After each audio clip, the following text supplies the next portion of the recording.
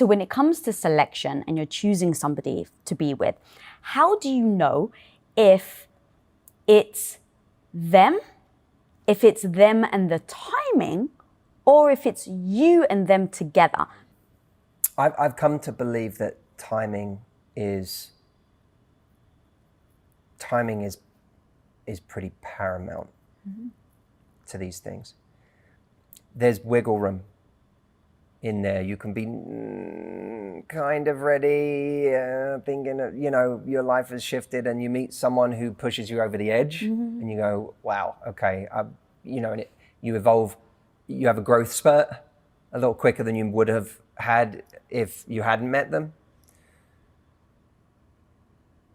I don't have too much faith in relationships where the timing is horrible and someone is absolutely not ready and someone is adamant against a relationship and someone comes along to change their mind. And you don't think in those moments they should tell themselves, well, maybe it's just timing and I should stay with them? Because I think that becomes a lot like, oh, well, maybe in a year or two when the timing is right for them. Well, firstly, you staying with them isn't going to make them more ready. In some ways, you stunt their development by staying with them. For a lot of people, it keeps them in that phase of not being able to work through the things they need to work through in order to become ready. Now, look, that's fine. If you're a certain age where you're just enjoying being with someone and you're also willing to say, you know what, I'm happy to lose 3 years here. And I wouldn't see it as a loss because I just love this person and we're having a great time. And if at the end of 3 years, they're still not in a place where they're ready, I've got plenty of time to go and do the things I want to do. Do you think people actually say that? Or do you think like, oh, it was 3 years. And in 3 years, you're like, but I've spent this long. There's that. This is called the sunk cost bias or the sunk cost fallacy. Right. Pot committed. Yeah. When we keep throwing good time after bad. The fallacy is that because I've invested this much time and energy, I now have to make it work. That is the easiest way to throw away your life. You mustn't. I can't stress this enough. People must not do this. You have to assume that what someone's telling you about what they want is the reality. If they're telling you they don't want to get married, or if they're telling you they don't want kids, or if they're telling you that they still want to play the field, you have to take that at face value. It doesn't matter how much you want the thing. It's not going to change because you want it more. Someone's not going to love you more because you love them more. It is a terrible, terrible wager that people make. People for whom it's the wrong time aren't even usually emotionally open enough to see the person in front of them for all that they are. You don't really know people because you don't really get to know people on that level. If you're not serious, if you're not genuinely looking to build something amazing, you can have a connection, you can have chemistry, you can even love a bunch of things about a person, but you're not as invested in knowing them, in their journey, in really building something deep together and uncovering more about each other and being curious about the deepest parts of them. You are closed off to a certain level of connection. So when you're with someone and you think they're in love with me, I'm in love with them, but they're just not ready, you're discounting the kind of relationship you would be in with them if they were a kind of person that was ready. It would be different to the one you're in right now. You're convinced this is a relationship that has the depth you're looking for. But if you're with someone who's not ready, they're holding a piece of themselves back still that you don't even know they're holding back. That you can't even feel they're holding back. Because it's not visible and you can't know what they haven't shown you yet. I really believe that we should, if for anyone out there who is looking for a real relationship, you should prize meeting someone. I'm not saying go into every first date asking what are you looking for, but I am. Really? You wouldn't? I think I would have. Well, you can actually say that everything's tone. Yeah. If you can say it in a very conversational way, like, you know, how's your experience on the apps? I don't know what you're looking for. Like, are you someone who's on the apps because you're excited about meeting someone special, or are you just having fun? Yeah. Like, you almost, when you're throwing out a serious question, you don't have to say it in a really serious way. You can ask a serious question in a casual way. Sometimes that's even nice from the point of view of, I want you to answer honestly. So I actually want you to be relaxed. And I want you to not feel like there's pressure in your answer. Maybe I don't even necessarily want you to know that there's a right answer right now. I just want you to talk to me. Just tell me about yourself. So it's not, I don't think you can't ask. I'm just, you know, it's not about, you don't have to put someone on interrogation in that first date. But I do think that we should be looking for someone that we know is actually open to a real relationship. And anyone else, it's a waste of time. But Matt, I met someone and they weren't ready and blah, blah, blah. And now they are and we're together and whatever. Good for you. That's great. You're the exception. Because for every one of you, I can list 20 people who staked their time and their lives on someone changing, and that person didn't change. Now, there's lots of nuance in this. If someone tells you, I'm not sure I'm ready, then you have to do some calculations. You have to say, okay, I like this person. They're saying they're not sure I'm ready. That's an immediate giant red flag. It's not them saying, by the way, I'm not sure I know you well enough yet. That's fine. Let's get to know each other better then. Yeah. If they're saying, I'm not sure I'm ready for a relationship, that is a giant red flag. They are telling you today, I am going to hurt you. In case you didn't hear, I am going to hurt you. They're telling you to your face that you are going to get your heart broken here. So you have to make a decision with that. Do I want to continue to invest in someone who says they're not sure they're ready for a relationship? Do you really want to do that? Now, you may say if you're 25 and you're like, well, whatever. Then I'm just going to have fun and we'll see where this goes. There's nothing wrong with that. I'm not judging that. Right. But if you find yourself at a stage in your life where you know you are ready for something real and you're excited about that, and you've got someone in front of you who isn't just assessing whether you're right for them, but is assessing whether a relationship is even exciting to them, why get into that situation? Why bother? Why spend the time? It's like someone on the street. It's hard enough to sell someone a car who wants a car because they have options, right? You want a car. Well, I'm in the Honda dealership. I'm trying to convince you that you want a Honda. Don't go to Ford. Hondas are great. This is going to last you forever and it's safe. And I'm going to take, don't go to, that's a hard enough job as it is. I'm already competing with every other car manufacturer in the world. And I'm not just competing with those, I'm competing with all the other dealers. I need my commission, exactly. But imagine walking up to someone on the street and trying to sell them a car when they don't even want a car. You're trying to sell them a Honda and they're going, but I don't want to drive. I'm not sure I even want to drive. I really like my bike. All your work is ahead of you just to get them to want a car. Now you've got to convince them to want a Honda. And even that word that you said as well, by the way, convince, even that I would repeat to myself because I don't like how that would make me feel. If someone's with me, they should be with me because they want to, not because I've convinced them. Yeah. And even just that, even if I get the end goal of being with them, the path itself to get there is like night or day. It's like if they got there on their own, amazing, like Tom. But if I had to convince them and give them every reason why they should be with me, and they finally do, I'm never going to be secure. There's always going to be that complete insecureness. A relationship's hard enough when you're excited about one. Right, yes. When you want one, it's hard enough. And the journey of going from being more excited about being single or not just wanting the hassle of a relationship and enjoying being your own, the journey of that to, I'm really open to a relationship. That's something that feels right to me in my life now. That's not an easy shift. That takes time and it takes growth, and it takes having lived a little and having explored things and realized what it is you really want in life. That's not like a quick little, I woke up this morning and wanted a relationship. It's a shift in the way that I'm thinking about life and what's fulfilling in life. You really want to take on the role of making that shift for someone else. And you want to stake your time on that. Love isn't enough. It's not.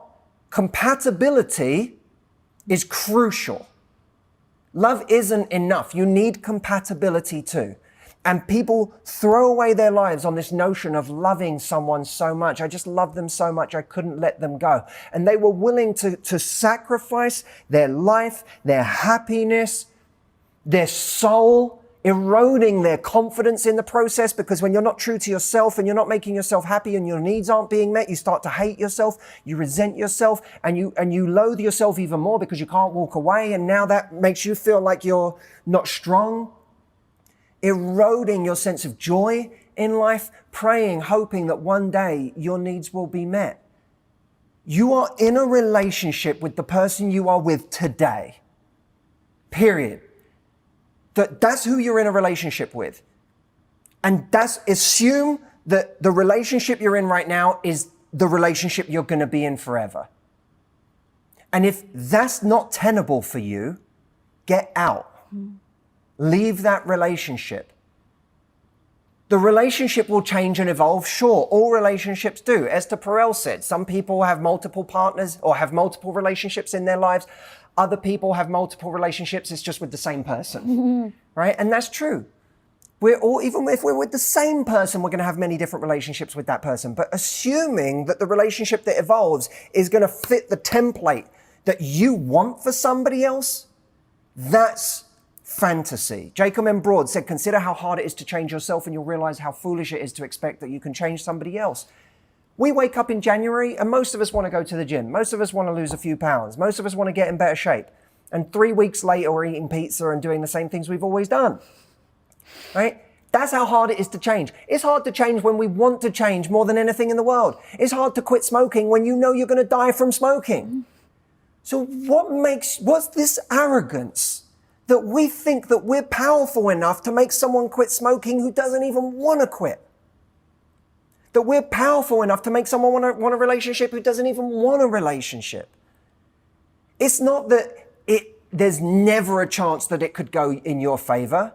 It's that you would be a fool to stake your time on the idea that it will go in your favor. And life is so painfully, painfully short. How much time do we have? You're 33, you'll never get 33 back again. You get to be 33 once. The decade of your 40s, you get to do it once. You don't get to come back and do your 40s again. Time is so short. And there are people I love in this lifetime more than anything who I wish I could have got to sooner and given them this information sooner. I say this so forcefully because there's someone watching this interview right now whose life can actually be saved by hearing this right now instead of not hearing it. That's why I do what I do. I'm sure it's why you do what you do. You know in your heart that if you can be a new piece of input at the right moment in someone's life, that someone's watching this right now, they just chose to watch this YouTube video. They didn't know you or they didn't know me. They liked the title and they watched this YouTube video. But because they watched it, this will change the course of their life. Because they won't lie to themselves anymore. They've been in this situation with this guy who's been giving them the same line for 5 years about, I don't really know what I want, but she stays anyway because she loves him so much. Well, this might be the moment where she watches this video and goes, fuck this. This is not, I'm never again going to stake my life on the idea that this is going to change. Let me find someone who has the same outlook as me, who has the same goals as me. That's why I do what I do, because you can save someone's life by getting them the right message in the right moment. But people need to hear it. And to hear it, they need to know just how high the stakes actually are. There are things that are life and death decisions, not because making the wrong decision will literally kill you, but because it will be the death of the rest of your time in this world. It will be the death of your happiness. It will be the death of your soul. It will be the death of your confidence. And then what is life? What kind of life are we living? If the next 30 years play out with me being unhappy and me not having my needs met, I'm so afraid to leave. Well, be afraid of staying, because what kind of life are you going to have if you stay? The pain that you're in right now, you're going to feel pain either way. Leave or stay, you'll feel pain. You know, you'll feel pain if you leave. You will. You will. It's not you're going to leave and you're going to feel like you've done the wrong thing, and you're going to be lonely, and you're going to feel like you're never going to meet anyone again, and you're going to be heartbroken, you're going to question yourself, you're going to doubt yourself. All of that is true, but you have all this pain staying here anyway. So at least have the pain that's a question mark. This pain is a period. It's not a question mark. At least leaving means possibility. Promise, hope, something different. My God. Be honest with yourself about how miserable something's actually making you. Whilst you're being honest about how much you love someone, about how much you know it's hard to let go, about how much you really care about them, be honest with yourself about how miserable you are too, because that's the part where people lie to themselves. And they lie to their friends and they put on a brave face. How's it going? Oh, it's good, you know. Yeah, everything's going okay. I'm okay. And they're miserable and they're anxious and they're depressed. Don't lie to yourself about that. Fine, give the relationship the honest try. Tell someone what you need. Tell someone what you want it to be. Give your all. See if it can be that. But stop lying to yourself if every time you turn the page, it's the same page of writing. So I suppose there's almost a distinction to make between toxic behavior and mismatches in investment. Because someone can be toxic. There could be red flags that tell you that someone is really going to be poisonous for your life. But then there could just be red flags that we are not on the same page. Okay, It's not that they're toxic, but our intentions are not the same. What we're willing to put into this isn't the same. So I suppose one that could fall into both categories is where someone's words don't match their actions. Can you give me an example? Well, you know when you go on a date with someone and you know they start just professing things, their feelings for you, and you go, "How could you feel this so quick?" You know, like seems a lot very quickly. You know, they're ready to write poetry for you after one date. They're ready to. You know, they tell you, "Oh my God, I've never met anyone like you. You're so incredible." If someone's saying all of those things after one date, that's a bit of a red flag to me, because they don't really know you. Whatever they're saying has to, in some part, be to do with their projection of you, what idea they have of you. I feel the same way when someone comes into an interview with me and they're, you know, if they're trying to work for my company, but the way they interview is like, I will go to hell and back for you, and I'll do this and I'll do that and I'll do that, and I am so excited to work for your company and whatever. And I'm like, but you haven't even asked me any questions about my company. Like, I know that you're saying this from what you think from the outside, but you don't know what it's like working on the inside of my company yet. So you don't even know necessarily how much you'll enjoy it. And so I think that when someone is saying something that's not been earned yet by the point in relationship you're at, that is something of a red flag. So I think there's red flags in terms of, is this person saying things that aren't earned by how much time we've actually spent together and how much we've actually got to know each other? Because if they are doing that, it's probably not based on me, it's based on an idea they have of me, or just a way they want to feel, a way they enjoy feeling. And maybe they've enjoyed feeling that way 5 times in the last year, and they're addicted to that rush, that feeling. And of course, you know, a classic sort of, I don't like to say trait of a narcissist. I prefer narcissistic leaning trait, because I think that narcissist is a word that's thrown around so casually these days. Like, everyone's a narcissist. I think there's a narcissistic streak in all of us. You know, we've all got some self-indulgence that rears its head, and we spend most of our lives trying to depart from that to be the best we can be, right? To try and be more giving or be less focused on us all the time. I think we all have that streak in us, some more than others, and some are, we can say are genuinely diagnosable as narcissists, but we're throwing it around way too casually. Do you think then labeling things toxic is now becoming a thing, just like narcissism, where we're labeling things in order to be able to dismiss someone? Well, okay, so there's something that hits on the crux of it in what you just said. Some people are genuinely exhibit toxic behavior. I think sometimes it's dangerous to say someone's a toxic person. Right. They exhibit toxic behavior. And sometimes, like, some of us exhibited toxic behavior in 2014 and not in 2015 because we were in a healthier place ourselves. Most of us have probably had toxic moments in our life. That's not excusing someone who's going through that. I'm not saying you should put up with someone who's going through a phase where their energy is toxic, but I think there needs to be some separation between labeling someone a toxic person and saying the way they're behaving is toxic or the effect of their behavior is toxic. You could be with someone where every time you're vulnerable, every time you expose yourself, a weakness, a wound, something that's wrong, and you do it in the right way. I think there's a right way and a wrong way to do it. And I'm a big believer in the idea that we often scare people off. We have our favorite weapon. When we're scared, when we're hurt, when we're wounded, we have our favorite weapon. Our favorite weapon could be passive aggression.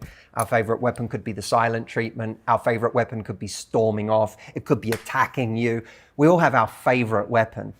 And I think we often scare people off in relationships, not because of our wounds. We scare them off with our weapons.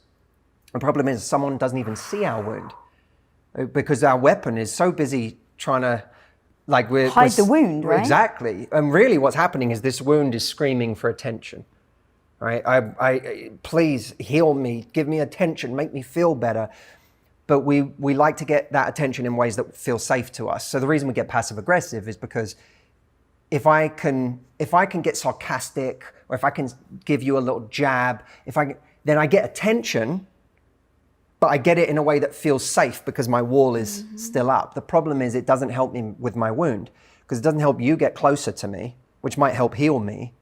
It doesn't help you know me better. And you'll spend so much time trying to defend from my weapon that you can't ever actually step in and help heal my wound.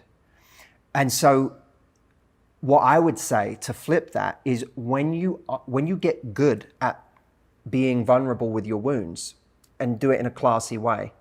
And doing it in a classy way is bringing it to someone in the right way. And it's also bringing it with the right frequency. Being vulnerable isn't me telling you the same insecurity 10 times a day. That's not vulnerability, that's dumping. I'm making you responsible for my emotional state every time I feel it. That's not the same thing as vulnerability. Vulnerability is I'm insecure about this. I'm just making you aware. Ownership is the next 10 times I feel it today, I know you're already aware, so I don't need to tell you every time I feel it. That I have to do the work myself. That's where ownership comes in. So both ownership and vulnerability have to dance together. But when you feel wounded and you bring it up the right way, I would say toxicity is when being vulnerable when being vulnerable with a person hurts you more. Instead of soothes you. Yeah, when it actually inflames and aggravates and makes things much worse. When you're made to feel embarrassed, judged, humiliated, less than, unworthy for the vulnerabilities that you try to bring to the table. Then there's something that's broken about the way you relate to each other in the relationship. And that then can become extremely damaging. Where there's a difference in energy, where there's just a difference in effort, that's where people have to be very careful because that's where people start labeling, they're a narcissist. Well, okay, I get, there's different when someone has truly misled you. Someone painted a picture of themselves as one person and then they turned out to be something completely different. That, by the way, can happen to any of us. And it has. If you've been dating long enough or been in business long enough, that's happened to you somewhere. 100%. So that's life. People reveal who they are not through their words, but through situations. And you have to, in order to really see who someone is, you have to see them in enough situations. So that doesn't mean distrusting something they say about themselves. Someone can tell you something about themselves and you go, that I take you at your word. But that's not the same as investing based on those words. You still allow someone to reveal themselves through their actions. But if you're finding that, I'm really noticing that my energy is in a different place to somebody else's. I seem to be giving more than they're willing to give. Instead of allowing that to keep going and going and going and going and going to the point where you become so bitter and resentful at it that when they finally leave or it finally truly breaks down, they're a narcissist or they're a terrible human being.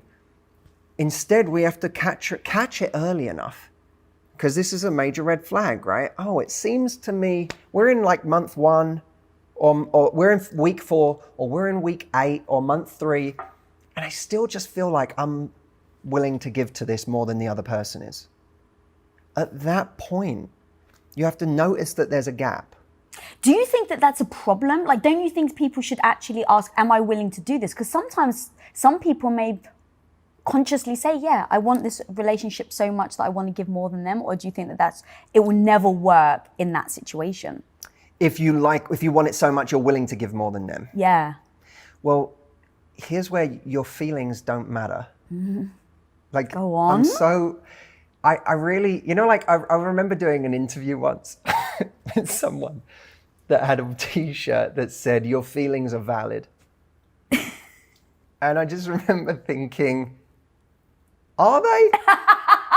Why? Explain that to me. I get the context that's used sometimes. Like sometimes if, for example, you're in a long-term relationship and your partner has an insecurity about something, right? Now that security may be unfounded. It may be irrational. They may be jealous about something that's nothing. But in a sense, their feelings are still valid.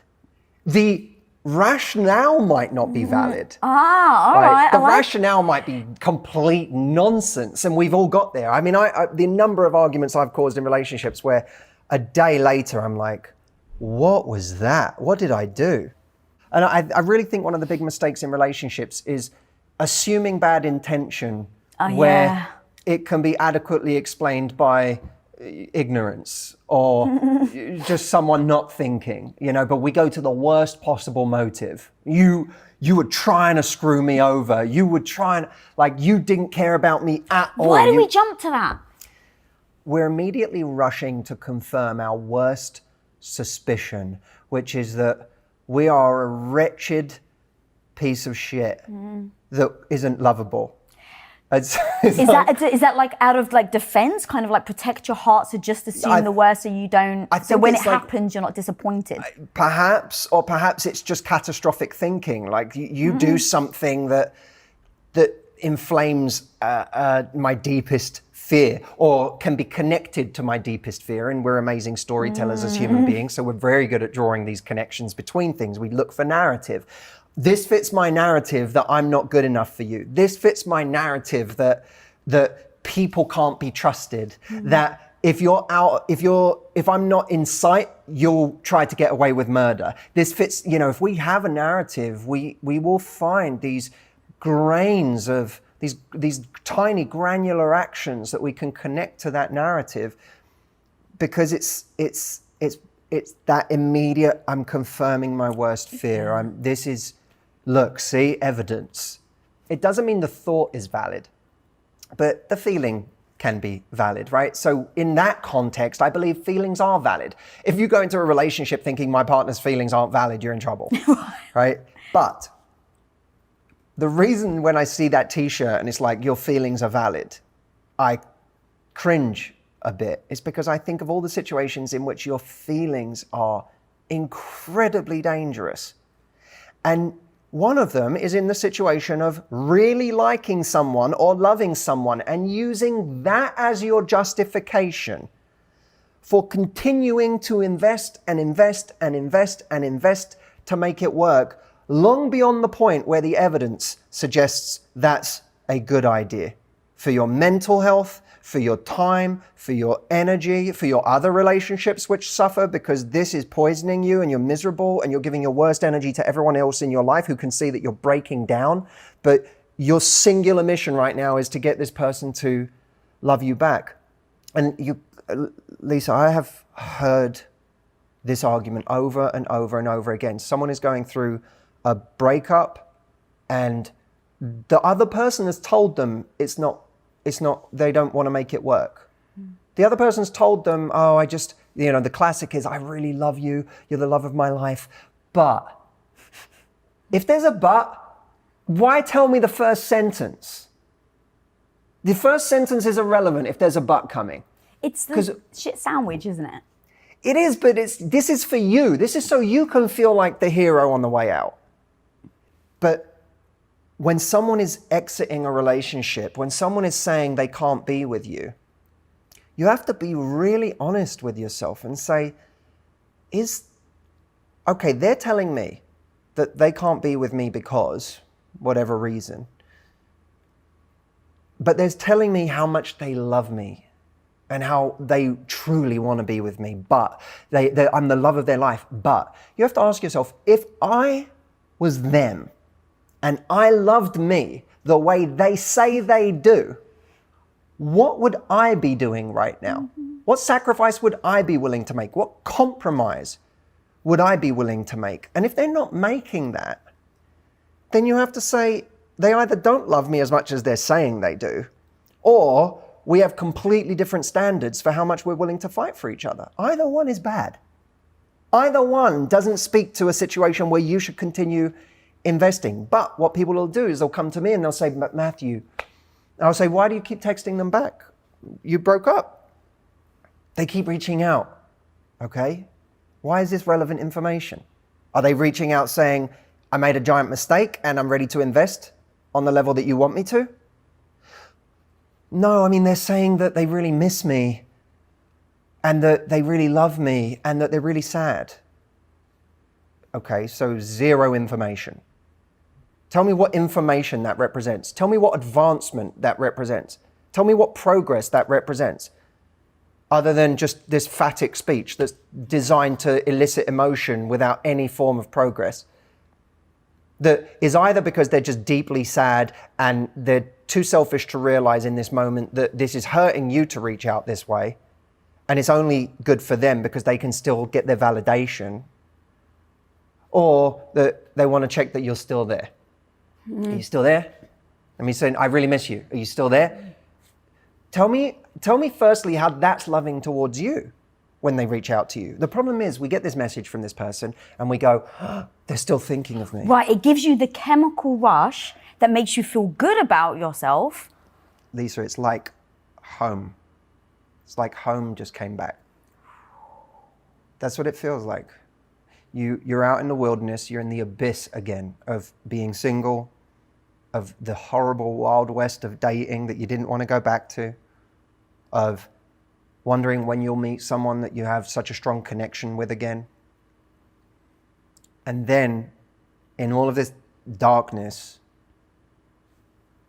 home reaches out in the form of this blue light emanating from your phone and a set of letters that happen to form a name that you have been conditioned to feel something when you see it on a Pavlovian level. You see that name on your phone and you can't help it. It's anchoring at that point. Your emotions are anchored to that name. But tell me how you reaching back out to him is a loving act. I don't get it. It's out of love. I want to, what someone once said to me recently, but Matthew, I always want to lead with love. And I said, so let's break that down. If that's truly your ethos, if that's your philosophy, let's break that down. Is reaching out to him, if either reaching out to him or replying to him, is that leading with love? Your job, first and foremost, is to take care of you. That's your number one job in the world, is to take care of yourself, to look after yourself. No one is going to be responsible for that job to nearly the extent that you are in your lifetime. You are the only person who has always been there for you. You're the only person who has woken up with you every morning of your life and gone to bed with you every night. On the hardest nights in your life, in the most difficult moments in your life, every time you were in your bedroom crying over something, every time you thought your world was ending, you are the only person that has been there every second of every day for your entire life. Your job, not because you're so special, but because it's your job, is to look after yourself. And when someone is going through a heartbreak and a guy or a woman keeps texting you and you keep responding out of this misguided sense of love, you are deeply wounding every time the one person you're supposed to show more love to than anybody, the one person that you have custody over, that your job in your life is to take care of. You're wounding that person over and over again. And people do that in the name of love all the time. They are masochists to themselves in the name of love. But I love them. And it has to stop. And those feelings don't matter. I really believe your feelings about someone, if that person can't deliver, if they can't give you what you need, if they can't show up for you, your feelings towards them are irrelevant. Is that why you think people find it very difficult to forgive? Because they can't get over the fact that they've betrayed themselves? Why do I think people find it hard to forgive? I think someone we still want in our lives, we have to learn to forgive on some level. I think that it's hard to forgive when we feel so, A, so angry, but B, so wronged. If I forgive this, it's saying I've moved on from it. And because I emotionally haven't moved on from it, I feel like there would be something almost inauthentic about my forgiveness. I'd be saying I forgive you, but it would be hollow. So true. God, I love everything you're saying, dude. And if someone is, I really hope people are listening to your advice. It's so freaking powerful. It really does allow them to take ownership of their own life. So let's say everyone's listening to you, they get it, they've left the relationship. Oh my God, yes, it was toxic. I was letting myself down. I need to build my confidence. How do you, because this is what happens, and I'm sure you hear a lot of this, people bring their past into the present. They cannot let go of the toxicity from the past relationship, from the hurt of the last relationship. And you said it earlier, right? Confirmation bias. They then go into the next relationship and it's like, oh, because let's say their ex did it. Yeah. Oh, he did that. It must mean this is a toxic relationship, and they bail. Like they don't give it the investment that any relationship may need because they've already written it off. Yes. So what we're talking about here in a sense is a form of trust. Yeah. How do you trust the next time round that it will be different? Right. I think that we focus on the wrong thing there. I think that we focus on, and actually I think a lot of advice that's given gets people to focus on the wrong thing, because a lot of people say, you have to trust, this is a different person, this is a different situation, you have to go in trusting. And it's like, it might be a different person. Might be the same person all over again. I mean, you don't know. The point is you don't know, and you can't know. You can't know how someone might disrespect you, cheat on you, lie to you, betray you. You can't know. And if you can't know, reassuring someone that you can trust them, it's going to be okay, it's pointless. Why reassure them something that you and them can't possibly know? So rather than try and control this thing that's uncontrollable, that's kind of just a dead end, it's a loop that you have to go on of reassurance, freaking out again, reassurance, freaking out again. There's a couple of other ways of looking at it. You don't have to trust someone else if you trust yourself. That's the first thing. And by trust yourself, I mean, if a lot of people are afraid that they're going to get into another relationship, that they're going to get close to someone, that person's going to hurt them, but their experience has shown them in the past that when someone hurt them like that, they didn't necessarily have the strength to walk away.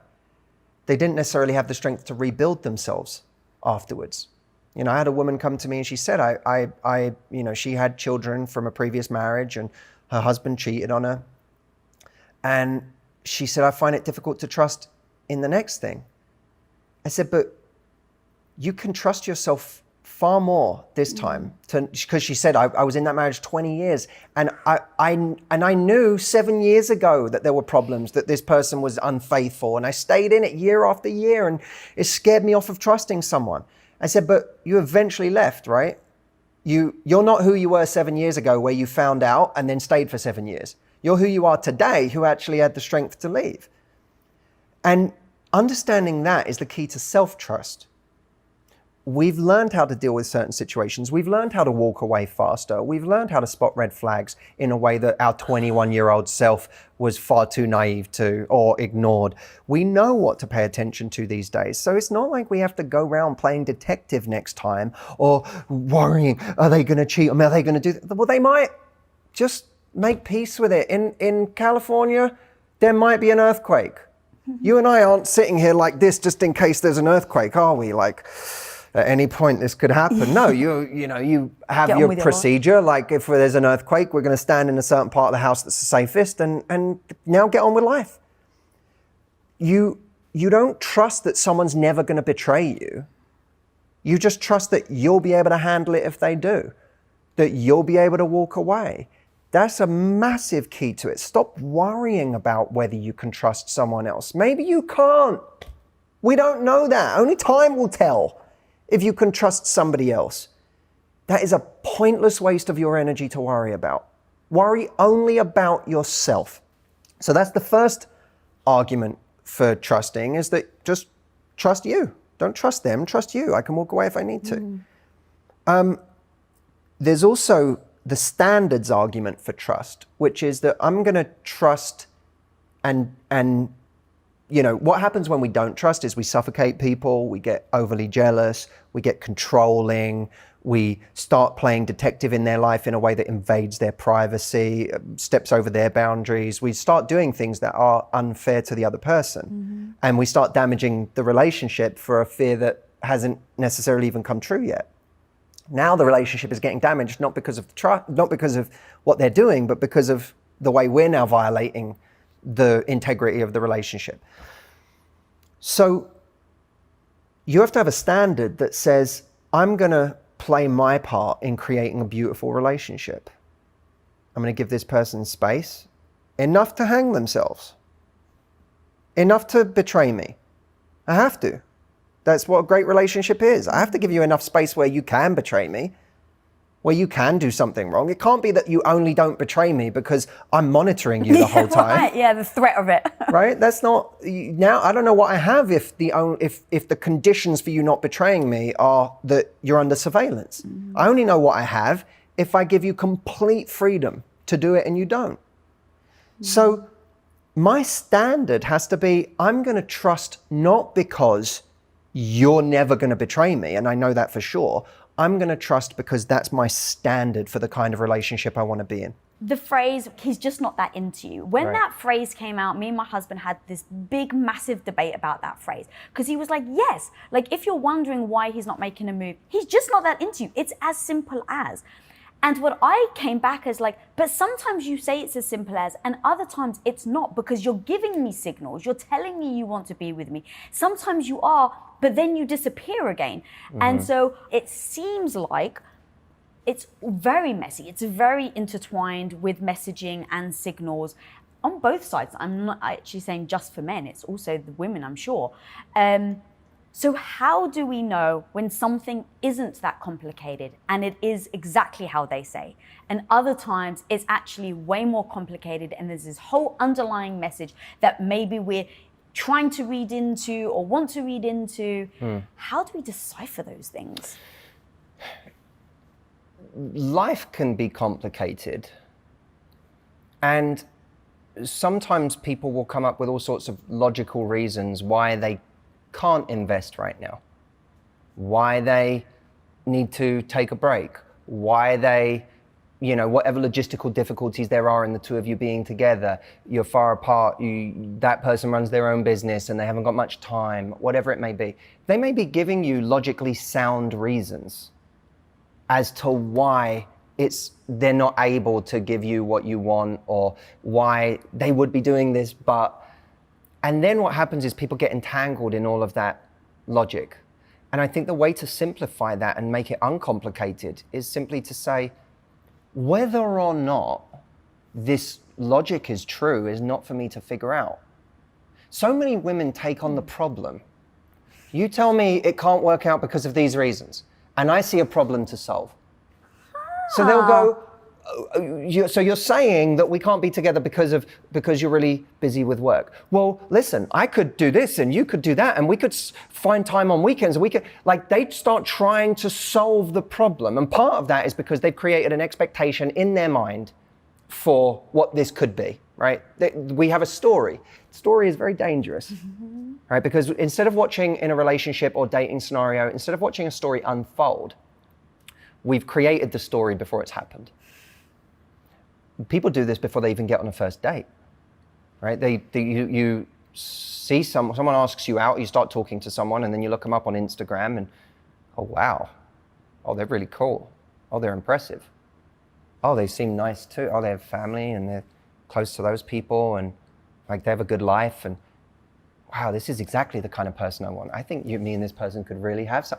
You haven't even been on a date with them yet, right? So now what happens is our mind takes the 5% of what we know and uses it to build a story for the next 95%. So now, how do we get so damaged, so hurt, so heartbroken so quickly? That's something that sometimes I think we shock ourselves. We think, am I an insane person? I've been on one date with this person and I feel like I'm experiencing a mini heartbreak because they didn't get back to me. What's happening here? What's happening is we created a story that hasn't been earned yet. Why do we do that though? Because we want it. On one hand, we want it. We want it to happen. We're a biased judge of the situation. We can't be trusted, right? We want it to happen. So we're trying to find any evidence for that story that we're looking to create. I want to find the love of my life. I want to see someone as perfect. So we're looking for evidence of that. So we start filling in the gaps. And our brains, it's not like we do this consciously, but our brains make so many calculations. And we do it in the other direction too. We do it, if we've got insecurities and someone goes out one night and they don't text us for an hour or two, who are they talking to? They're at that party, and I knew they were going to go to that party, but now that they've not texted me for a couple of hours, they're talking to someone attractive. I wonder if they're flirting. I think they're flirting. 2.5 hours, they still haven't texted me? What the hell? Now we start building up a story, right?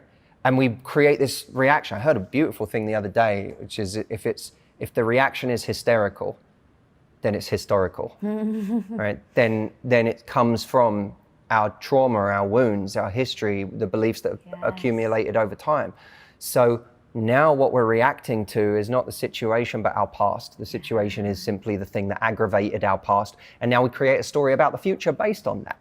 So instead of going in with a curiosity, we go in with a conclusion. Ooh. So I need to slow down the story that's happening. This supercomputer is amazing, but it's also extremely dangerous because it is creating a story at a rate that is unbelievable. And the way that you slow down that story is that you start valuing a different thing. Instead of valuing potential, you start valuing the work that's actually happening in real time. I always say there's 4 stages of importance in any relationship or potential relationship between two people. The first stage is just admiration, right? That's where I look at you, this person's beautiful, this person's intelligent, they've got all sorts of qualities that I really want in a person. Admiration. Now, that doesn't mean there's any kind of back and forth. By the way, you can have that for someone you've never met, someone you saw online, right? But you have a level of admiration. That's the first stage of importance, clearly not very important. Although even there, people put a ton of importance on it. I found someone I like. It's You so found true. a person. You found a person. But isn't it also good to be excited? You can be excited, Okay. but about the right thing. You could be excited that you think someone's awesome, but not about what you have together yet, because you have nothing together. Right. So admiration's the first stage. The second stage is connection, or you could say connection or chemistry, or both. That's where we have a kind of mutual admiration. There's some connection, there's some chemistry, there's something that's an exchange between us where we both feel something. Again, not very important, because you can feel it with a lot of people, and that it's no indicator of investment, right? And this is where people get real caught up. Women tell me the most horrific stories about who a guy is, about how little he invests, about how much he's disrespectful. But we have such a great connection, Matt. Listen, our connection, like, that's the thing. And they want me to buy into this idea that stage 2 is super important. But I don't, because I know it's not. The third stage is commitment. The third stage is there's admiration, there's mutual connection or chemistry, and there's a yes. You and I have actually said yes to each other. You want to be with me? Yeah? I want to be with you. Okay, we're doing this. Now there's an actual commitment. That's beautiful. Now we're into something important. But there's a fourth stage, and the fourth stage is compatibility. Beyond chemistry, beyond connection, beyond us both saying yes, there also needs to be compatibility in the way we want to live our lives, in the stage of our lives that we're in. Do they work? You know, this is why one of the reasons that relationships with big age gaps can struggle. They can work, but they also struggle because you've got two people often in very different stages of their lives, and there's a compatibility issue there. Even though there's connection and chemistry, and even though they're both saying yes, now you have the problem of compatibility issues. Or you have the problem of compatibility issues because one person, you know, their idea of a good time is going out and drinking every night of the week, and another person's idea is, you know, to go on hikes and to, you know, be healthy, and they value the morning, the other person values the night. So now you have a compatibility issue, and there are many relationships that end not on the fact that they haven't said yes to each other, but on the fact that they're not compatible. And we always want to believe that, you know, love is all you need, right? We want to believe that if we just love each other enough. But actually, the many people have experienced in their lives, the cold hard truth is that you need two people who also work together. And so the reason I say all of this about these four stages, and to give you one more kind of metaphor for this, because it's important, that, you know, when you meet someone on a date, that's like discovering that, and you both like each other, that's like discovering a great plot of land. Has potential, but there's nothing to mourn over right now. And when two people decide we're going to start investing, that's like two builders who start building a castle on that land. They start building whatever their castle is, you know, but they start building this amazing thing, this amazing investment on this land, and it becomes theirs. It becomes ornate and unique, and there are secret rooms no one else knows about, and there are, you know, all these details that are the fabric and the colors and the textures of their relationship that makes it uniquely theirs, right? There's many ways to build, but this one is theirs. And that's what makes it special. People are not valuing the castle, they're valuing the connection. They're not valuing stages 1 through 4 together, they're valuing stage 2 or stage 1. I've just admired this person, or I just have a connection with this person. And when we start valuing the castle over the connection, we'll start unwinding the story that's gotten too far ahead, because we'll realize that story we have on the date where our mind has gone way too far, and that's, by the way, why we get so nervous, is because the story is already happening in our mind, and now we're getting nervous on, why am I so nervous on this date? It's okay to have a little bit of nerves, but why am I like now paralyzed? I can't be funny, I'm not charming, I'm not telling any interesting stories, I'm just frozen. Why am I that nervous? Because I've gone way into the future as if the castle's already been built, when actually all it is a fantasy set of blueprints right now. Wow, that's so on point and so beautifully said. And I agree with it 100%. And then actually one thing I wanted to ask you is, do you think that we need to maintain all of those steps throughout our relationship? So always maintaining the attraction, the commitment. Well, and the compatibility. I think that Yes. there's, in any relationship, it's, you know, anytime I post something that suggests that you should continue in your relationship working to impress your partner, I get backlash. Yeah. Every time. Oh my God, it's just, why does it have to be so much work? And I always think, what world are you living in where things aren't work? I don't know what this is. I have a company. I've had that company for the last 14 years. I know that the day I stop caring about it is the day that it will start losing its value. Now, maybe I find somebody else to be the custodian of it and to take care of it, and they love it as much as I do, and fine. But when someone stops giving it love, it will begin its death, its slow decline. That's true of our bodies. Why isn't it true of our relationships? And part of people's frustration is that they are really deeply unhappy with what they're getting, but they haven't found the courage to go find something else or to value themselves more.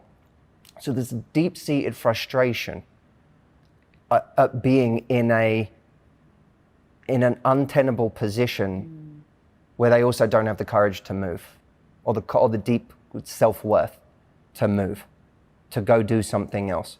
So now I'm every day I'm going through this slow torture. Don't want to leave, but I'm not getting what I want here. I've invested too much time. I've invested too much energy. And that's where the sunk cost bias comes in. I've spent all this time. And then they do what I call the one-day wager. Yeah, you know, please one day someone will become what I want them to be. He says he doesn't want to commit right now. He says he doesn't want kids. He says, but one day, you know, he never has time for me. It's all business. He never has time. But one day, you have to assume that who they are today is who they'll be. And you're thinking 5 years from now, they're going to be a completely different person. And that's the thing you're banking on for your happiness. That's the one-day wager. God, I love that so much. I want to ask you something, because you were saying about someone, you know, people saying, I don't want to commit, or I'm not interested. How do you know when something's actually true or not true? Because you did a video that basically was like, when a guy, you know, when you're at dinner on a first date or something, and the guy says to you like, oh, so how come you're not, you know, how come you're single? And then you give examples of what they really mean. And at the end, you end it on, yeah, I'm not looking for a really serious relationship. And the takeaway is he actually means that. Right. So how on earth, right? Like even what you were saying, like, but one day he will, one day he will. How do you know? I'm going to tell you, you're going to love this. Okay, please. You're going to absolutely love this. And by the way, for anyone who wants to watch that video, it's called What He Means versus What He Says. And it's on my YouTube channel. Here's the rule.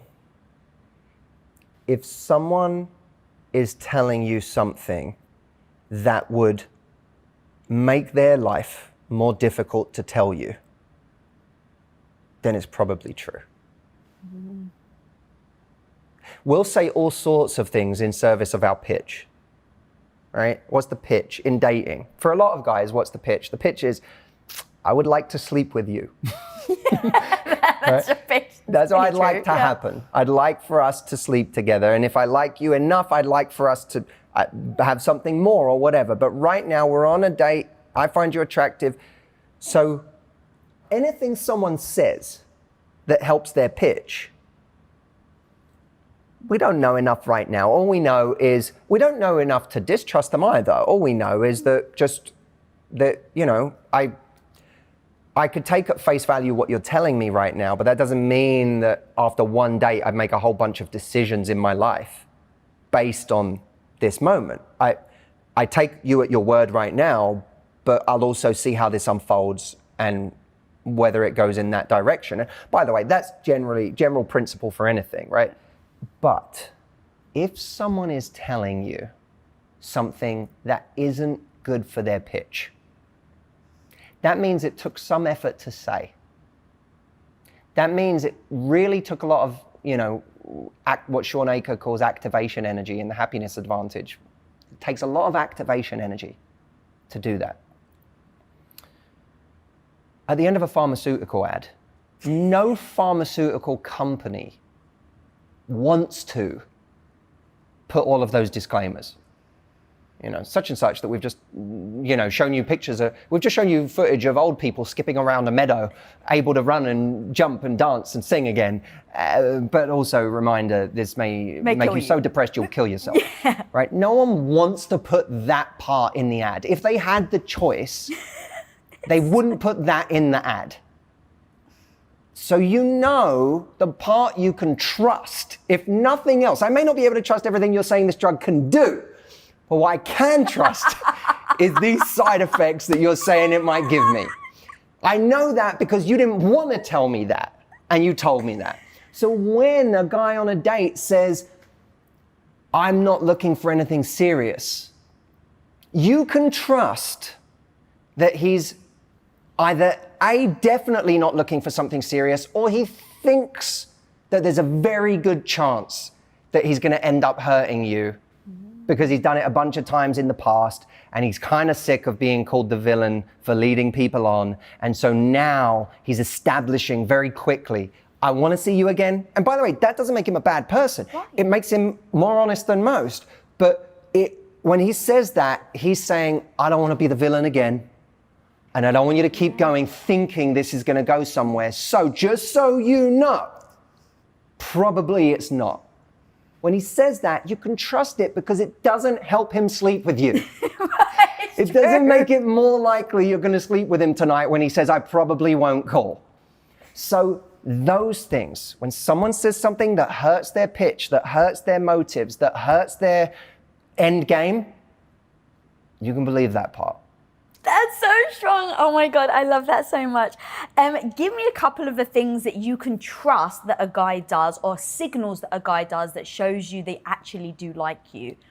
Well, you can look, how much is this person truly interested in me? Are they asking me, are they genuinely curious about me, my values, what I like, what I don't like, what I'm into? Because that's a sign not only that he's taking the emphasis off of himself. It's easy. Anyone who's achieved anything can sit there and talk about all they've achieved and reel off their stories about how, this hard time in my life and this thing and that thing. That's not a bad thing, but it doesn't tell you that they're genuinely curious about you. And when someone has real intention in dating, they are looking for a real match. They're not looking for you to be, they want you to be impressed, of course. I got to secure the deal. I got to land the account. But is it the right account? Yeah. Do I actually want this person? Is this the right person for a relationship? When someone is being intentional about dating, they are asking intentional questions about who you are and what you're all about, because they're trying to figure out, I'm trying to use my time wisely right now. Is this someone I want to invest more in? So that's one of the things to look for if you're looking for someone intentional. Right. And again, look for those moments where someone actually invests. Are they willing to come to my part of town? Or is it always about is it always the thing with the lowest activation energy for them? Are they making any kind of a sacrifice? Is the effort equal? When I look at our text message chains, are they actually equal? Or am I in the blue? Where it's like big chunks of blue and then a little line of gray where they gave me a quick response. You have to look at these things because these are the things that tell you, oh, there's a genuine back and forth of investment. Yeah. Oh God, I so wish I would have found you when I was 16, because I was definitely that person that would go on a date and it's like, oh, he said he liked me. He said he was going to call me back. So I would just take them for their word. Yeah. And I love you did a post where you laid out like, look, if they want to go to the movies after sex, it means they're interested. Right. If they call you when they've had a shitty day and they call you to tell you about their day, but also reading into, okay, going back to even what you said right at the beginning, does their actions align with their words? And as you say, it's not about like, we have this real idea of like heroes and villains that we need to let go of. That it's not about that. It's just, there are some really terrible guys out there, but a lot of people, their intentions aren't bad, they're just different from yours. And one of the mistakes I see people make a lot, like, I don't think men have a reputation for being liars. I think some men are pathological liars, and a lot of men aren't liars, they're just great avoiders. They don't bring up the thing that's unhelpful to bring up. They don't bring up the thing that's inconvenient or that would be painful to have a conversation about. And the reason I make that distinction is because a liar, you'll ask them a question and they'll tell you a lie. An avoider will avoid the conversation, but when you ask the question, you'll often get truth. And so people have to be brave enough, and this is for anyone, but if we're talking about women have to be brave enough to ask questions that they're afraid of the answers to. But your fear of the answer is going to put you in the way of so much more pain than the pain of the answer you're afraid of. Because now you have a woman who's a year in, 2 years in, 3 years in, and continuing with this situation that is meeting some needs, but not nearly enough to feed her soul, to make her happy, to nourish her. And she's now not asking the question anymore because it becomes higher and higher stakes. It gets more and more scary to ask because the answer might now show me the last 3 years of my life were energy misdirected towards a person who shouldn't have had that energy. And he's not having the conversation because, I mean, it's easier for him not to, right? And he can claim ignorance because she's not asking me, and I don't, I'm not doing anything technically wrong. I don't see us as long-term. I don't see us as ever having a family. I don't see us as ever moving in together. I don't see this as the great relationship of my life. But she's not asking. So let's just keep enjoying ourselves, right? So you now have this complicit kind of toxic situation between two people, and it may not be toxic in the sense that they're butting heads or that they're having a bad time. They could be having the best time ever. And that's the problem. They're having the greatest time. And that's fine. You can just have a great time. But when you know that you're telling yourself you're having a great time, but there is deep insecurity in you, because ultimately you have no idea if you two are actually on the same path here. Now you begin conning yourself. And now that great time that you have and that connection that you have, the stage 2, that becomes the great kind of, the blanket we put over everything to hide what's underneath, which is that you and I have very different ideas about where this is going. I want a family and you don't. I know I want to marry you and you are seeing this as just something nice for this point in your life. We have to have the courage to ask those difficult questions, to say to someone, and it doesn't have to be aggressive. It could be very loving, it can be extremely compassionate, extremely kind. How do you see this? I really like you. Or, I love you. I'm in love with you. And that makes me excited about what we could have, but not if we're not on the same page. Where do you stand with it? Or if it's earlier in dating and you're trying to figure out, you don't even know if you're exclusive or not. Hey, I really like you and I want to give my attention to you. I have other people asking me out, and right now, I don't really know what to tell them. And I don't mean to make things heavy, but I just want to know if you feel the same way, because right now I'm in a mode where I just want to give my attention to you, and I would rather say to people, no, I'm seeing somebody. How do you feel about it? It's a loving, compassionate way to bring it up. It's also, there's some stuff going on there too, because even though it's honest, right? There will be other people asking you out, and you don't know what to tell them. Yeah. But you're also introducing an element of I'm not going to be around forever. Right. So that is, and I always say to people, be kind in your tone, but ruthless in your actions. Be kind in your tone, but ruthless in your actions. Kind in your tone is, I'm going to be loving and compassionate. I'm not going to compromise how great I am and the beautiful energy that I have by having like an angry conversation with you about this. I'm going to be super kind and loving, and I care about you too. So I want the best for you too. But I know that I'm going to be, if you tell me that we're not on the same page, then I'm going to be ruthless in my response to that. Not in my tone, but in my response, which is to find a path that's better for me and to not indulge something that is making me unhappy or not worthy of my time. We just need to look back at our own behaviors and where are the things that we did, where are the flags that we ignored. Like, that's so powerful, like taking ownership to say, how can I not make the same mistake next time? Should we worry about our partner's past and their level of commitment in their past relationships? So let's say I've done all the work myself, I've assessed how I've gotten into a habit of maybe committing more than my partner or wanting commitment and not receiving it. I've done all the work.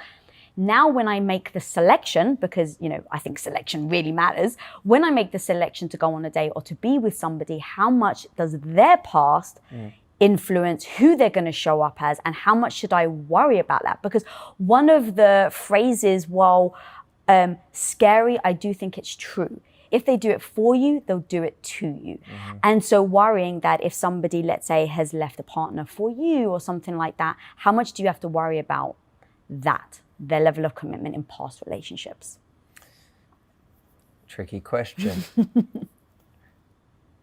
There is a difference, I think, between someone who comes to you already showing evidence of having shifted gears from their past, and someone who, in a sense, the very behaviors of the past you're worried about are actually baked into the beginning of the relationship, because they're with you because they cheated on their wife or their boyfriend or whatever in order to be with you. That is harder. Someone's going to have a much harder job convincing you that that behavior is in the past for them, when the very way that the relationship started is a reflection of that behavior. So I do think there's a distinction to be made. If someone has had a past, but they're saying, I've met you under different circumstances, and if you see that someone is acknowledging their past, if you see that they are taking ownership for their past, and that therefore you're able to see a true evolution there, even just in the way that they're owning it. Now, it's not an easy task. The job of anybody who has a past is to speak well about the changes that have occurred in them and why they've occurred, and to then back those claims up with real action. There's a character is consistent. Character is something that you see in people's actions every day. It's not in a grand gesture. It's what behavior am I seeing from this person every day? It doesn't really matter if someone's telling you they've changed. All that matters is what your actual experience of that person is. Am I experiencing a person who really, what I'm seeing fits with what they're telling me? And it's human to have insecurity about a pattern that someone has had. I love that. One of my favorite things is a reputation isn't built or shattered over one thing. A reputation becomes something that you do consistently one way or another. So if someone ends up having a reputation with me of being non-committal, there's a reason for it. And that person, it's not incumbent on our partners to suddenly have to reverse an opinion based on something we've done. I did this, but now I'm sorry, so now clean slate time. I have to. Life's not like that. We owe that person the space to, hey, look, I'm different. I know I'm different. I'm asking for you to give me space to show you that I'm different, but I don't expect you to believe in every aspect of that before you've seen it. Therefore, I'm not asking you right now to brainwash yourself into not being worried about this. I'm asking for the space to prove that what I'm saying is real. And that's, in a way, the most we can ask for, is the space to show them something different. Not that I expect you to be able to do some sort of Men in Black device. And you don't forget. Yeah, like, no, that's not real life. And it's a loving and compassionate act on behalf of the person with the past is to understand that and to say, you don't need to believe me, just give me space to show you. What if you don't know if someone's got a growth mindset yet or not, and you start talking to someone about their past, and they say, well, it was my girlfriend, she was this, she was that. How do you know in those moments if he's actually seeing the situation correctly, or she, I shouldn't just say he, that they are seeing the situation correctly, or that they're not telling it with complete blinders over their eyes? Because you'd like to believe if someone says, well, look, this person was pressuring me and I actually wasn't honest, I wasn't ready for a commitment, I told her I wasn't ready for a commitment, and yet she just kept going, and so that's why we broke up. All right, if you told me that story, I'd be like, oh my God, I totally get it. I can't believe she tried to change you, right? That would be my instinct. But how do I actually know in those moments if it's true, or if it's just his own blindness to the situation? Yeah. We have to be aware that when someone comes to us, they are giving us their version of events, and we can't necessarily know if what they're saying is the truth of the matter or how blind they are. Sometimes people are lying, and sometimes they've blinded themselves to the reality of a situation. I think a lot of the time we do. I think for our emotional survival, we Right, do that. yeah, 100%. So that we can still feel like the good person in life. So we can escape our own self-loathing. Yeah. So we compartmentalize and we do all of those things. I can't stress this enough. Look, on a first date, your job is not to be a human lie detector. Yeah. Your job is to see if what they're saying aligns with the kind of person you're seeing in front of you. You know, they are playing they say they're so kind and generous and whatever, but they're being mean to this poor waiter that's coming over and being short with them and haven't got the time of day to even look them in the eye. And it's like, well, okay, your generosity isn't coming out in this moment. So you see a disconnect. Okay, I'm going to pay attention to that. I'm not going to ignore that. Maybe I'm not going to judge it too harshly, but I'm also not going to ignore that. So that's one thing. But over time, we have to pay attention to situations where something just feels wrong, where we are noticing that even though this person is saying all of these things, they're saying the right things and they're making us feel a certain way in the conversation, but then actually the behavior you're noticing and the way you're feeling most of the time is really not good. We lose trust in ourselves in life. We doubt ourselves. We say, maybe this is just me. Maybe this is just my insecurity. Maybe I'm being too difficult about this. And I think that's an argument for having people you trust around you who are willing to give you honest opinions on things. I think there's a real argument for that, whether they come in the form of mentors or friends or, it could be parents that just will give you the honest truth, not a biased truth, but will look at a situation and be like, that the fact that this person is doing this is not okay. It actually is, you're right to feel like this isn't okay behavior, or that this feels disrespectful. It sounds like it is disrespectful. You need people around you who you can trust. But when you have people around you can trust, this is really important. You have to give them the honest facts of the story. So true. You can't do the thing. You can't go to, it's like going to a therapist and creating your own echo chamber with a therapist because you tell them all of the shitty things that the person you're dating is doing, but you don't tell them the crazy thing you did 2 days ago. You don't tell them, you leave out the message that started the whole conversation where you asked a question and said all of this stuff and accused them of this, and you're like, and so now your friend, your therapist, your parent, your whoever is saying, I can't believe they did that. I can't believe they said that. But you're leaving out details that allow them to have an objective situation. And so when you're worried that you're being disrespected or lied to, or that you should be wary, that someone could be conning you, firstly, listen to your own gut. But if you're finding it difficult to trust your gut because you're too close to the situation, and that happens to all of us at times in our life, make sure when you go to other people that you're not now doing a con mission on them. Be prepared to put all of your crazy on the table.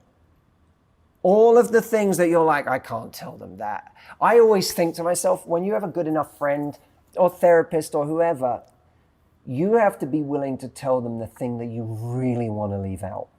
Mm-hmm. What's the thing you're like, I want to have this conversation, but I don't want to say this part. That's usually the part that will give you the most relief by saying. And clarity, I think. Yes.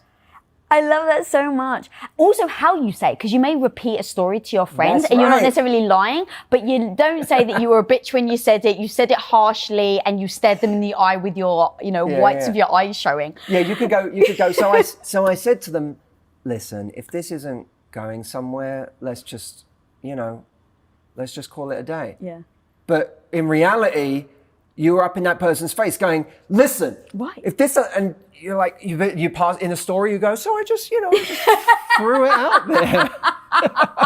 I so love that you said that, because here's the thing, while I laugh, it's like what we do this and it doesn't seem like a big deal, but your point being is that we have to address, if we really want to get to the root, if we want to improve, if we want to get in these relationships where we're not, let's say, spending years and then realizing, oh my God, they're not committed. Now I've just potentially wasted this time, is open your eyes, be honest, be that real with yourself about how you're acting. And then if you're saying it to a friend, be real, because what is your goal? Like, that's always I come back to, right? Am I going to my friend for an answer or am I going for validation? Yes.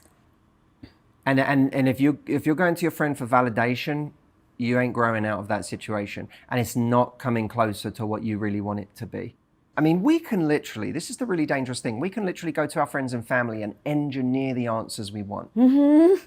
We're really good at it. If I can have clients who really want to text a guy back deep down, this guy's been treating them poorly or basically been non-existent, but they really want to send him a message. And so, I was speaking with a client recently who, the guy said in the context of going on another date, yeah, it'd be nice, we'll see. Not an interesting text. No. Like, okay, well now let's redirect our attention. But she found a friend who looked at that message and decided it was a flirtatious message on his part. Mm. Like, as in he was saying, we'll see, give me a reason to. And so she was like, so I realized, he was trying to be flirtatious. So I texted him back and it's like, whoa. That's a jump, but it's a jump that you've enabled for yourself by, you've looked for the one friend that tells you the thing you want to hear, that this wasn't in fact a weak, boring, non-committal message from someone who wasn't ready, didn't want to commit to another date. This was a guy flirting with you and you should have flirted back and now you need to text him back. And it's like, we'll always look for justification for the thing that we want to do anyway. Right, confirmation bias, right? Instead of looking for the answer that's actually going to make us happier. But I get why, like, it can be so crippling. Like, even as you're breaking it down, it's like, well, no wonder people fear making a move in the first place, because they're like, is it too much? Is it too little? Am I on it? Do I, it can be somewhat overwhelming where you get in your own head too much. Where you're trying to decipher, because texting is very difficult to decipher someone's tone, for sure. And even with Tom and I, when we first started Quest, he was so freaking busy. Actually, sorry, before Quest, it was when I was a stay-at-home wife and he was at work all day, every day, just chasing money. That was like just try and get as much money as possible so we can make movies. And he was miserable. He was doing it for 8 years. He freaking hated it and he was busy all the time. And so it got to the point where I was miserable. He was miserable. And when I would text him, I would get like, hey, dinner's ready at this time or whatever. I would text him. And he put K, the letter K. Now, I know he's stressed and I'm stressed. I know he loves me and I love him, but that wasn't going to fly with me because I was like, I'm sacrificing so fucking much by not being with you, not spending time with you, giving you so much space that you can go off and be an entrepreneur and I'm going to support you. But there's a line. And I was like, babe, this is the line. I'm your wife. Because he's like, well, it's just quickly. Like, he's in a rush. Like, so he just texts. And I'm like, I just need the O. Just give me the O. And so he was like, all right. So now he texts okay. And I'm like, that's all I need. But K to me, no matter how you shake it or bake it, interprets it as I'm a bother to you. Yeah. Okay doesn't. That's funny. But see, what determines, there's two things that determine the strength of the relationship in that moment. One is the way you bring it up, and the other is the way that it's received. When you're able to bring it up, and it's not easy. It takes confidence, and it takes a standard for how we communicate. We have to have a standard for how we communicate, because otherwise our demons take over. And you got the message, you got K, and now you stew, and it's like, now I'm passively aggressive, and when they get home, I'm cold, but we spend a whole dinner not knowing why. And, at the end of dinner, someone's like, what is wrong? And you're like, nothing. No progress can be made here. Because it's so true. You've just shown for the last 2 hours that you're pissed, and then they ask, and it's like nothing. Right. And you've both had to it feels like wasted time, because it's like we could have been building right now. Instead, we've just been treading water and burning energy. And when you can say, babe, here's the thing, you send me K, and I'm doing all of this, and I feel like, I hope you agree, I'm making a lot of sacrifices, and I'm doing a lot, and so on.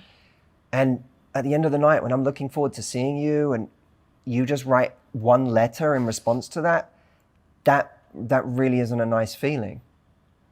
And it's not about throwing in someone's face at that point. All of the things you're doing is about saying, look, because I hope you agree. I'm doing all of these things, and I love doing those things for you. And I love making those sacrifices because it matters to me. But when you do that, it feels disrespectful. Now you get to see what the relationship can be. Because if you can bring a beautiful frame of reference in the way that you communicate something, and then someone else says, oh my God, you're making such a big deal out of this. It's like, oof, okay. Well, it took some effort to phrase this compassionately. And it took some effort to not let my demons take over. And it took some effort to be this vulnerable with you. And you've met it by making me feel like an asshole, or making me feel insecure, or making me feel crazy, or that's an issue. That's an issue. And now a new issue has to be addressed. Yeah. Baby, the way you're answering me right now is newly hurtful, because when you sent me that K, I was actually hurt. And I wanted to bring it up kindly to you and lovingly.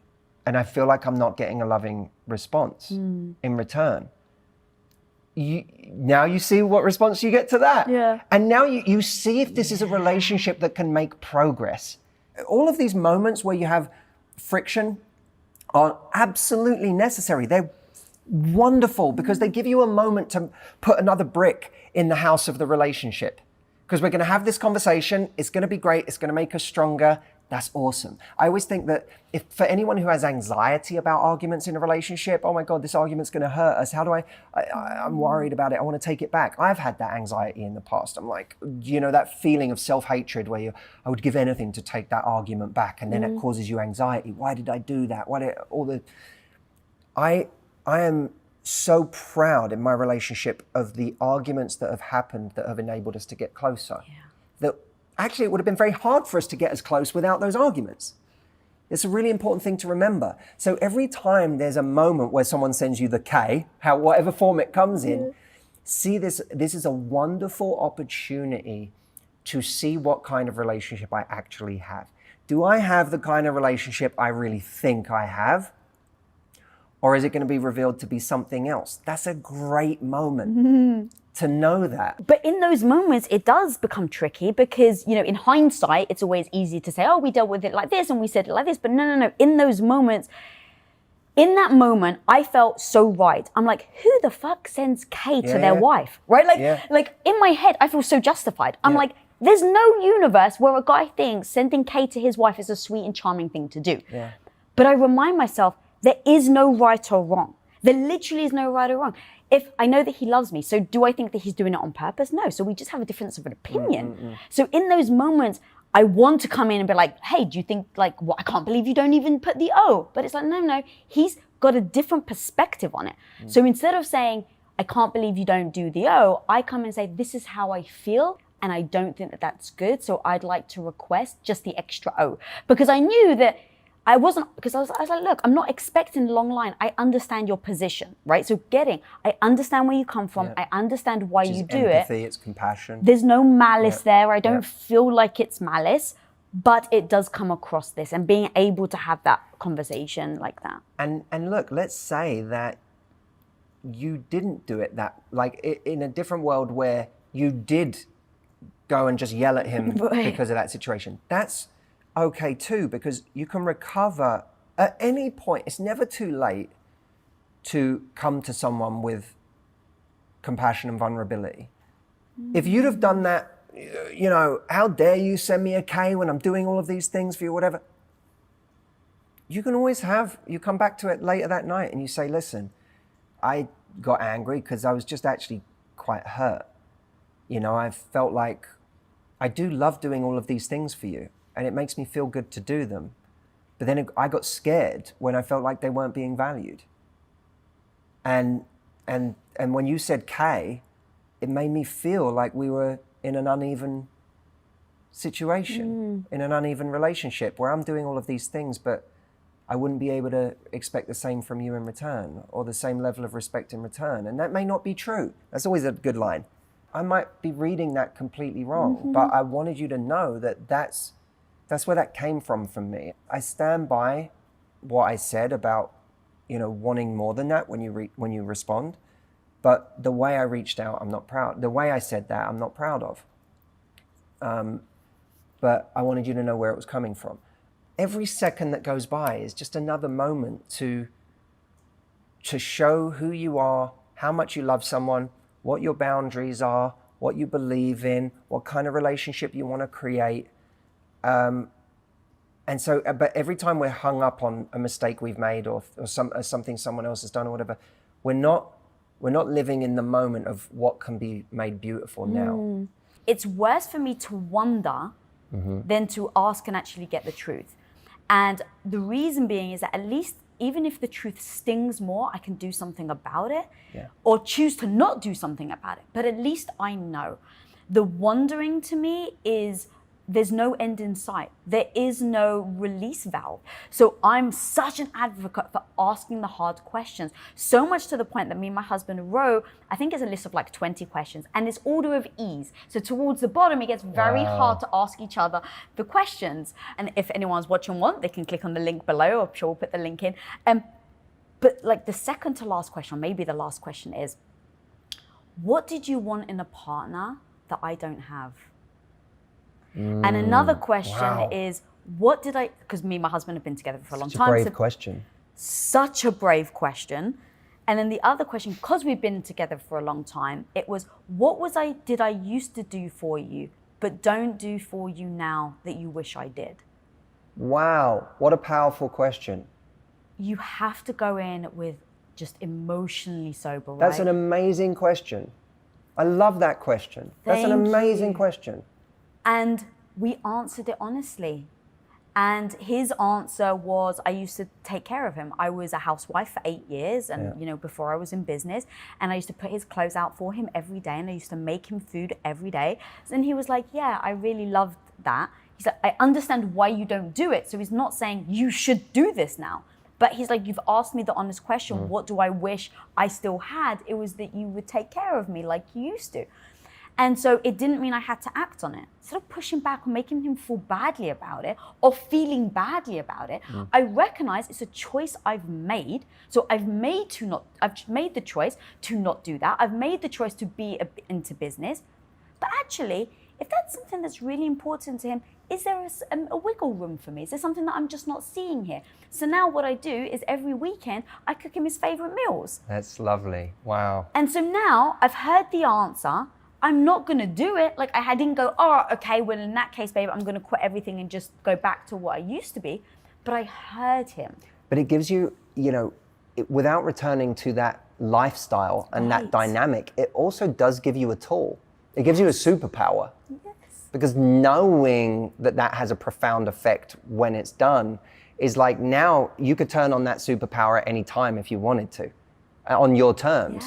But it's to know what someone's buttons are, to know what our partners, like those attraction switches are, or to know what those love switches are, is really, really powerful. Yeah. And the answer is the hard question, the uncomfortable conversation lasts an hour, maybe 5 minutes. The knowledge, the answer you have for the rest of your relationship. Mm-hmm. Yeah, and I like even approaching conversations with the words, look, this is actually really uncomfortable for me to say, ask, whatever. But so bear with me for a second. Like I kind of do these caveats so that, because I just put myself in that person's shoes. If they were approaching me like that, you would have empathy and openness to listen to what they have to say, even if what they say is hard to hear. And the humility of saying, is there anything from your perspective that you want me to work on? Or is there anything that I'm not, here's the thing I need to bring up with you, but I also want to know if there's anything, like if there's a way that I'm not showing up in the way that you would like, I want to hear that too. And that's a hard thing. It's very easy for us to go and say something we don't like, but to also invite them to the table, to have an equal say about what they don't like. That's the hard part. And I think when we do that, we're showing we're not coming from a place of a pedestal where you're doing everything wrong, but it's actually, we're a team. And also, my father, Steve, he does, on my retreat program, he does an entire module on confrontation. And one of the really valuable lessons he talks about in that is this idea that what gives you the money in the bank to go and have a difficult conversation with someone is what you've been doing in the weeks leading up to it, or the months leading up to it. That if I speak to one of my staff and I say, Dan, what you did yesterday really, really pissed me off. I'm so unhappy with it, and I'm unhappy with it for these reasons. If Dan has learned many times over that my intention is good with him, that I take care of him, that I go out of my way to praise him, that I go out of my way to help him, then when I have that conversation, he knows it's not coming from a place of trying to wound him or say something. It's coming from a good place. Especially if afterwards I say, we've had the conversation, it's done, let's move on. That also, what I'm doing there is I'm setting up a productive conversation the next time there's something like that. Because I'm showing you that when we have one of these things, it's contained to this thing. And when it's done, it's done. When it's dealt with, it's dealt with. And you can expect that the next time I bring up something that I don't like. But someone understanding your intention and your kindness from what you do generally with them, that's what gives you the permission to go in with firmness in that moment when you need to say something you don't like. You have the credits in the bank because of who you are the rest of the time. I love that, earning a reputation, right? Over time, your reputation will be what it is. And so if multiple people are saying your reputation is you're really open and you're really honest, and it's like, okay, the next time I say something, if it really hurts or stings, then just know that my reputation is that I'm open and honest and kind. And so I do that with Tom 100%. Like if he said something to me that I feel is disrespectful or hurtful or like, oh my God, I can't believe he said that. I just go to, okay, I've been with a man 20 years. What do I know about him? He loves me more than life itself. He's proven it time and time and time and time again. So why right now with that one thing that he said, does that eliminate 20 freaking years of him proving that he actually cares about me and that he means good? And who he's been with you the whole time is what gives him the credits in the bank. Yes. That's what, when you hear that conversation, you're able to weigh that up against the pain of that conversation, and this wins. Yeah. If you've had a bad relationship and they've done something wrong and you want to learn from it, right? You're like, okay, what will I do different next time? You've learned all these lessons. You bring the lessons to your next relationship, and let's say your next relationship where they do one little thing that is similar to that. I think some people who have their defenses up are like, oh my God, there it is. I knew that I found it, and they'll bounce. Versus going, what does this mean about them. Is this a reflection? I need to pay attention, right? Don't ignore it. That would be a mistake. But go, instead of jump into conclusions, let me like play it by ear, or let me see if that actually does come into fruition. Would you like suggest kind of testing a bit like that? I think that you have to come to them from a compassionate place as a teammate, because that, again, that has to be your standard. I'm going to come with a sense of teamwork and compassion that says, I'm not immediately going to attribute, even if my fears are screaming at me too, I'm not immediately going to attribute the worst possible intention to this. Instead, I'm going to get curious about what was behind this when you did it. Here's how it made me feel, like it has upset me. And, you know, rightly or wrongly, that's because it made me feel like you didn't care or you weren't thinking of me. And if we can do that without immediately labeling, without immediately accusing, if we can create just a little bit of space between the point at which we get curious and the point at which we've drawn all of our conclusions, that space saves relationships. And the conclusions are natural. If we've been screwed over, if the last time we saw this behavior, it was followed by realizing someone was cheating on you, then it's natural to see a little bit of it and immediately go to the same place. But in all sorts of different ways, I've been made a fool of there, where I saw someone in one relationship do something that looked like something someone did before, which usually was, you know, followed by some horrible pain. And I immediately jumped to this feeling and then, you know, made a conclusion. Our brains we have a supercomputer, but that's also dangerous because the number of calculations and deductions that can get made in mere seconds that can take us from someone didn't text me back to 3 hours to they're having an affair. Yeah. And that's really where I think it ends up being, you know, detrimental to your future relationship. Because, I mean, there's so many different elements here, right? There's how to not get in a toxic relationship. Then if you are, how to get out of it and respect yourself. And then how to not then bring it into the future relationships. And then, like you said, you can get there so fast. And it really can be detrimental to the potential that this relationship could have. And that is, see, everyone fights for a relationship based on potential. It's based on what they think it could be. Even that person that, you know, but I love them. What they're fighting for is their vision of what the relationship could be. Right. Or should be. They think. But in their mind, it's still, but we love each other so much, this should be the most amazing thing ever. Well, let's look at what it is. In the early stages of dating, it's actually very important that we miss crucial opportunities to see what the relationship is if we lunge in with attacks and accusations instead of letting someone know what we're feeling and asking them kind but honest questions. We don't really see what's going on because they feel attacked, their defenses go up. What we really need to do is say, I'm going to learn more about this person's intentions. Either because I don't feel they're trying hard enough or as much as me, or because they just did something that I don't feel was very nice. I'm going to learn more about what's behind it. And that is going to provide me with information. Acknowledge that there's a gap. There's a gap between where I want things to be and where they are. Highlight the gap in a classy and tactful way. Look at whether this person acknowledges the gap, because it's usually the sign of a toxic relationship if the gap can't even be acknowledged. What are you talking about? I'm trying just as much as you. And if you're like, you're really not. Like, I'm clearly come on, making many more sacrifices than you are, think of you way more than you think of me, do more than you do for me. Like, if you know there really is a gap and it is not being acknowledged at all, that there is no sense of someone being able to look at themselves honestly and go, okay, you're right. If they try and make you crazy, that's a form of toxic behavior. But can they acknowledge the gap? That's the first step. Now, that's a positive sign if they can.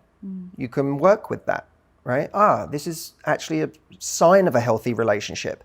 I've brought something up. They didn't make me feel stupid for bringing it up and being vulnerable and revealing a wound. But that alone isn't enough, because someone could say, I get it, you're right, I'm going to do better. And then a month from now, nothing's changed. Yeah. And that's where you have to say, it's one thing that someone is acknowledging the gap, but acknowledging and being able to deliver are two very different things. And the fourth step is noticing whether the gap's being reduced. I got a question for you. Is that exactly the same analysis that you would do if you're the toxic one in the relationship? Like, I can see where a lot of people blame other people. It's hard to see when you're the problem. Yeah. So I think it's important to acknowledge or ask yourself the question with no blame, no judgment. I'm always about results, not about feeling badly about it. Yeah. But if you're actually asking yourself, what if I'm the toxic one? Would you still break it down like that? Well, I think one of the hardest things in the world is self-awareness. Yeah. And I think self-awareness about where is what I'm asking for reasonable and where am I being unreasonable? God, dude, I'm going to push you on that, because no one says I'm being unreasonable. People don't actually think that about themselves. Or do you think that? No, well, I try to really look at certain situations, because I'm a very, to a fault probably, self-reflective person. I overthink. That's my problem. I'll say something in a conversation and then I go away and I go, should I have said that?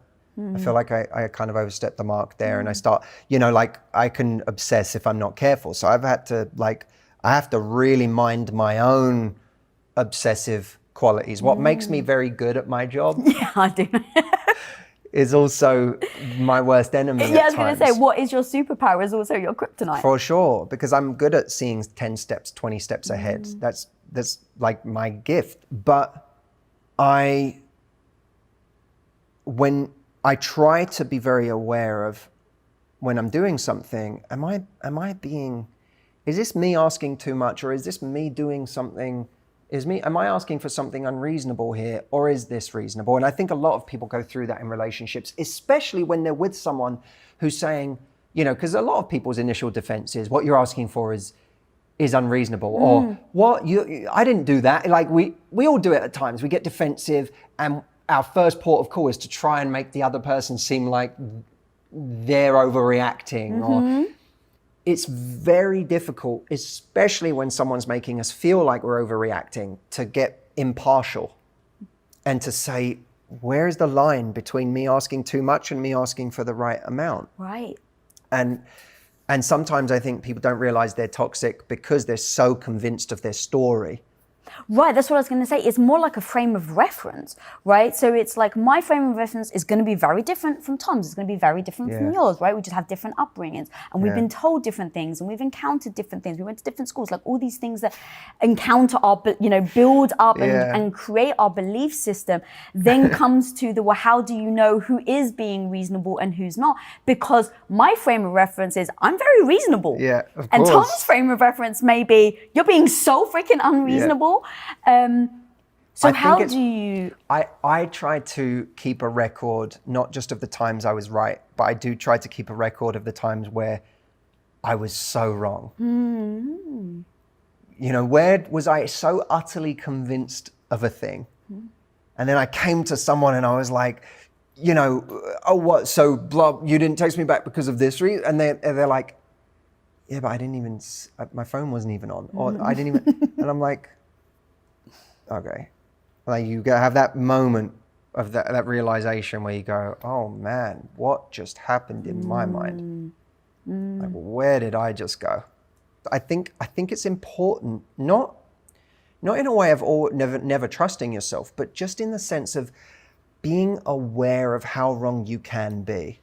And therefore, at the very least, having allowed that to make the space for you to at least go into a situation curious about what their intentions were, about what maybe a way that you're not bringing it up in the right way, or, you know, rushing too quickly to accusations or conclusions. At least allow your knowledge of how wrong you've been in the past to create the space for you to be curious instead of rushing to the end of the story already. And then be honest with, is this person, I'm being honest about ways that I want to bring my best to this, and I want to be clear-headed, and I want to give them the benefit of the doubt. But are they being a teammate in that? Or are all the concessions on my side? Is all the work somehow always about what I need to do? Is it never a joint effort? And I think sometimes that's a giveaway that, you know, we've convinced ourselves we're the problem all the time, but, you know, they're not making life easy for us. But when we're the toxic one, we're convinced that everything they've done is wrong and that we're justified in however we're acting. Yeah. And look, and my point is that sometimes we're in the wrong somehow. Like, we need to address certain issues, but at the same time, life's not black and white. Sometimes you have your issues, but they're also not, they are feeding your anxiety in a certain way, or they are contributing in a certain way, or they're not being empathetic to certain things that you're feeling, or they're, you know, sometimes it's like if you take attachment styles, right? People talk about there's the book Attached that goes through anxious, secure, and avoidant. The anxious attachment style, typically we're worried about the end of the relationship, being abandoned, someone doesn't love us, we need reassurance. Well, if you're with someone that inflames your anxieties all the time, that can be a problem. It doesn't mean you're not anxious and that you being anxious isn't a problem. It just means that you're also with someone who sends you to the extreme when it comes to those things. So I think we have to be mindful of whether we're with someone that, in a way that's not healthy, inflames the worst parts of us, because I do think the right relationship has a somewhat calming effect on those things. That was so perfect. You're so right. Like, it's not black and white. Like, even in everything we're saying, there's so much nuance to everything. Yeah. And I actually really liked you saying, like, yes, even if we are the one that's toxic, if we acknowledge it and then try to change it, but also see, is the other person inflaming it? That was just amazing. I'm so aware of that in my relationship, that I have issues just like anyone else. And so I have insecurities. And I know that with Tom's personality, he wants to fix things. So if I'm insecure about something and he's trying to fix it, it ends up inflaming my insecurity on it, because I feel like, well, I can fix it myself. And he's trying to jump in, and it becomes like this whole thing. And he's like, I'm just trying to help. And I'm like, I feel like you're telling me what to do. And it becomes this whole thing. And so we're just very honest with each other. And so now it's just like, babe, my assumption is X, Y, and Z. Or it's, I'm feeling extremely insecure right now. I know you think I'm nuts. Like, I'll even say that to him. I know you think I'm nuts right now, but the fact is I'm actually feeling very sensitive and insecure. So what I need from you is, and I literally tell him what I need. I'm like, I need you to hug me. I need you to not try and fix it, because I know this is a me problem. This is not a you problem. And if my natural inclination, my natural emotions will go to annoyance, frustration, and I harden. I don't go soft, I harden. And when I harden, it becomes even more conflicting. Because that's your weapon. Because that's my weapon. Oh, yeah. Right. It's my weapon. But that's really interesting, because it's an evolution of what I'm saying, because if you look at the weapons versus wounds concept, right? That our weapons destroy relationships. Our wounds have the power to strengthen our relationships. What you're really doing there is exposing a wound and being brave enough to expose it, but also showing him how to treat it. Yeah. You're spelling out, Yeah. Here's my wound, and here's exactly how you can treat it. And that's really powerful, because now I'm going one step further than being vulnerable. I'm also showing you what you might be able to do to come to my aid right now. But like you said, that's not something someone can even start to do. If you go up to them cold and hard, Right. That's not something, someone can't even access that part of themselves, because especially if they're ever given to questioning themselves or they go, well, what have I done? I've done something wrong. Why are you mad at me right now? Or why, why am I not enough to make you happy right now? Or why, then now all of a sudden you're into a whole other thing. Click here right now to learn how to find and keep real, true love. I met so many people who have been hurt by relationships. They've had bad breakups, they've dated the wrong person, they've struggled with connection, maybe